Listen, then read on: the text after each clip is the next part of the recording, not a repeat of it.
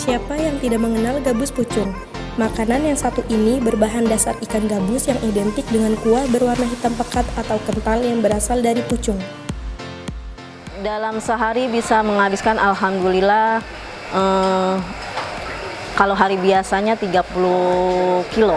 Kalau hari Minggu, Sabtu Minggu alhamdulillah bisa menghabiskan 50 atau 1 kuintal.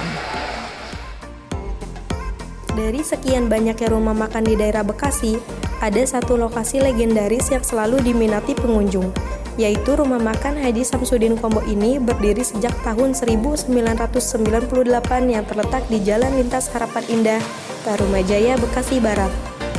Ya menurut saya sih enak rasanya, dan di Bekasi kan sudah jarang juga ya sayur gabus pucung ini. Waduh, mantap, luar biasa, rasanya khas Betawi bener. Selain rasanya yang enak, gabus pucung ini mengandung zat albumin yang terbaik untuk dan kekebalan tubuh. Jadi sayang banget kalau makanan yang sehat dan bergizi ini harus sampai punah. Saya Ayu Lestari dan segenap kru yang bertugas melaporkan untuk Zona Berita.